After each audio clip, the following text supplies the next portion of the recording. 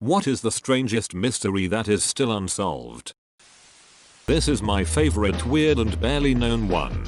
Back in 2013, an unknown group behind altered a power substation in California. By all appearances it was pretty sophisticated. Scouted firing positions. All casings wiped off prints. They targeted transformers so they'd take time to overheat before triggering any alarms. Also knew exactly when the police would arrive. No suspect or motive to this day. They also cut some fiber optic cables in a vault nearby. Conspiracy types think it was a dry run by Russia or possibly China to see how effective an attack like that might be. Wikipedia.org link. What kind of transformers? Autobots or Decepticons? I pushed a tiny amount of air out my nose. Whereabouts of the last Gestapo chief Heinrich Müller. The last verified sighting of him was in Berlin roughly 3 days before it fell. He had stated he knew full well what the Russians did to prisoners and he had no intentions of being captured. As chief of the Gestapo, he more than likely had access to foreign documents as well as ways to replicate them. Both the CIA and the KGB spent time looking for him, but no trace has ever been found. South America. Probably. That was the Nazi failsafe. Disappear and blend into the country. They think they found a chain of forts in Venezuela used by Nazi officials. Edit. Gang. I may have been thinking Argentina. Either way, I heard about this on a History Channel special. Hunting Hitler or something like that. As far as I know, it's somewhat speculative, but a possibility. Fun fact. That's where many Confederates went after losing the war. Fled to Brazil where they had their own town. Which of the 3 astronauts aboard Apollo 10 was responsible for the floating turd? Who pooped the bunk? I think I read somewhere that it turned out to be a chocolate bar. I'll try to find it. Edit. Cannot find it. It very well may have been just a comment someone made that was never backed up. I can't say the Choco Bar is accurate, as the transcripts agree that it was a turd. Alas, waste management in space is a pain in the behind. That guy who ran away from the airport hopped the fence and was never seen again. Just read the wiki article on him. My money would be firmly on him having copped a subdural hematoma in the behind. Shame his friends didn't stay. They'd, almost certainly, have picked that something wasn't right, taken him back to hospital, and he'd have got a CT and then probably surgery to relieve it. For those wondering how it ties together, subdurals are slow bleeds of veins inside your head, often from a traumatic injury, that can keep bleeding and slowly over days can build enough pressure to cause pretty nasty symptoms. And paranoia, hallucinations, personality changes are definitely some of them. Source. Doctor. Seen quite a few but only ever with more strokey symptoms and never the batshit mad symptoms. Lars Mittank. What happened to Brian Shaffer? This happened in my hometown. This med student went to a bar with friends and then fully disappeared off the face of the earth. Edit. The podcast True Crime Garage has an incredible series on this case. The hosts are both from Columbus and around Brian's age. They talk through the whole case in depth and they also have a few guests that they talk with as well. Yes, how the hell did he make it out of that bar without being seen? And after losing his whole family under sad circumstances, I hope his brother gets the chance to learn what happened to Brian. There was a case somewhat like this I saw recently where a guy apparently disappeared. Decades later they found his body in his car submerged in a lake. Nice try, Netflix. You have to find interesting unsolved mysteries yourself. Nah man, we're an agency. I bet you can't guess which one. Also clear your search history. An unknown group of people broke into an FBI building, and no one has found out who they are. But the best part of the story is, they did it by leaving a sticky note that said do not lock the door tonight, and it worked. Edit. To everyone asking how they left the note, they just stuck the note to the front door. Probably should have specified. Edit 2. I'm an approved member of r/what's through now. Edit 3. I know it's been solved. I heard about it 8 years ago, and never learned that it was solved. Imagine being the guy who left it unlocked. I think that would be everyone that day. What on earth happened to the Trump family? So it's this Australian family who owned a berry farm. Somehow Mr. and Mrs. Trump and their 3 grown kids developed the belief that they weren't safe and they needed to flee their farm without cell phones or anything traceable, credit cards, etc. It sounds like the oldest son wasn't sold on whatever it was that led them to flee. He brought his phone, but eventually it got tossed from the car. He ended up bailing first and taking a train home. From there the rest of the family slowly separated and suffered various degrees of emotional breaks. The 2 girls stole the car.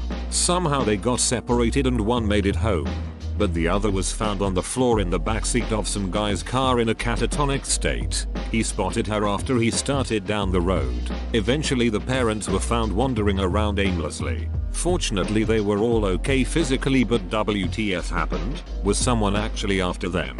Were they delusional? As far as I know the family hasn't released any updates.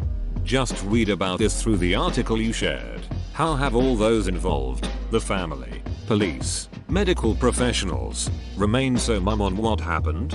I get the impression they really don't understand themselves. I don't know what the legitimacy of folie acute de is, but it seems reasonable that they all got wrapped up in the paranoia. Like if someone is creeped out, and then you get creeped out too. And then all this stuff happens really fast and after you're just like, wait, what the yuck? The Overtoun Bridge. It's a bridge in Scotland where dogs always unexplainably jump off. It's very strange and nobody knows for certain why they do this. Dogs who survived reportedly walked back up and jumped off again.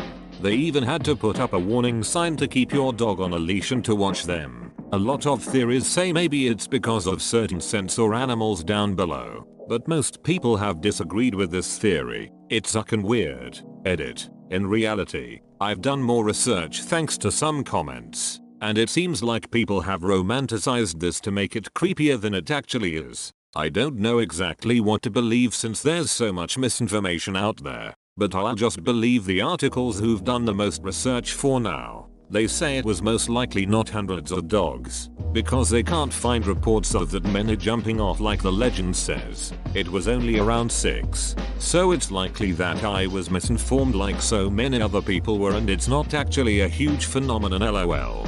But it's still sad and a bit weird that 6 dogs jumped off. I remember that a new theory, which is supported by most experts, has something to do with the bridge's shape and resonant frequency creating sounds only audible to dogs. These sounds mess with the dog's perception and can drive them a bit mad. I feel like this might be easy to test by having owners walk their deaf dogs across the bridge and see if the dogs act differently, unless the frequency resonates within the body by touching the bridge and is not picked up in the ears. From there, the owner could set their deaf dog on a thick blanket on the bridge. Of Ellen Greenberg. 27 stab wounds in different areas of the body. Edit. 20 stab wounds. 27 was her age at the time of death. Thanks for correcting u/kmart4165.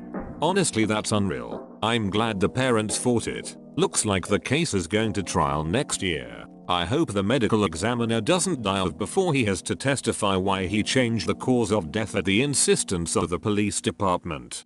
Stabbings are so ridiculous. There's a case from Denmark in 2003 where a woman was found dead by her husband, who called the police and said she had killed herself. She was on the bedroom floor next to a broken lamp. Her wristwatch was torn off and her panties pulled down. And she had 179 stab wounds. Because it was a Sunday, they had to call in a criminal assistant on his off day. And he deemed it her, because she had a history of depression. Who was Perseus? From 1943 to 1946, the Soviet Union had a higher-level spy in the Manhattan Project, codenamed Perseus. This spy was a scientist at the White Sands missile testing site in NM, and the main research facilities in Los Alamos. Perseus saw pretty much the entire project start to finish, giving the Russians everything they needed to get to work on their own bomb. The fact that they were able to do so within 4 years of the end of World War II, when their nations were still devastated, is proof positive that Perseus helped a great deal. And to top it all off, Perseus was never caught or positively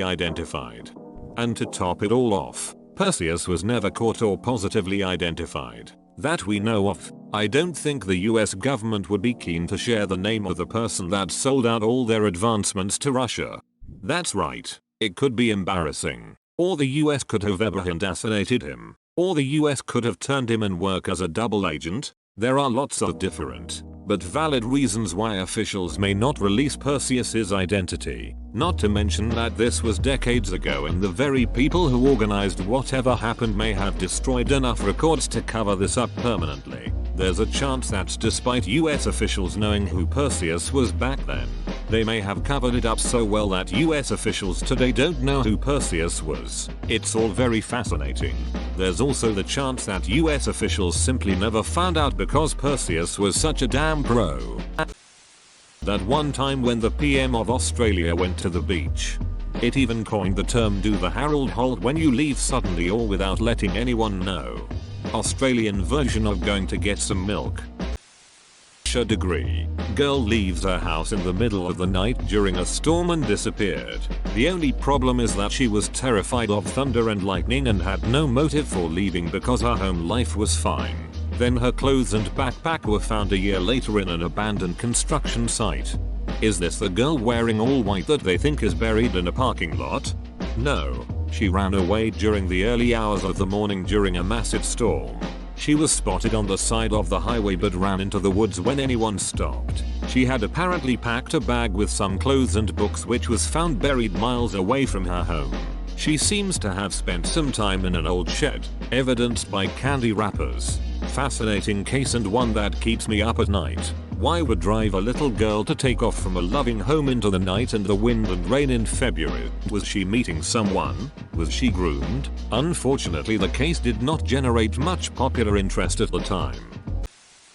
The case of the SV Lunatic Pirate. A Slovenian man named Sturk went missing during a sailing trip around the world. Was an experienced mariner and already competed in several long-distance sailing competitions before the incident, so it wasn't an amateur getting over his head. In 12/07, he took the boat he christened as the SV Lunatic Pirate on a world-spanning sailing trip. But he mysteriously disappeared after a while. The only thing that could be found was the pirate, which was found drifting off the coast of Australia 2 years later on the 26th of January 2009. With the boat looking severely damaged. When the boat was eventually boarded by a science vessel, they couldn't find any sign of life, sign of what could have happened to the captain, and the last entry Joe made on his ship log was on the 1st of February 2009, and supposedly didn't have anything to suggest he committed not alive by jumping overboard.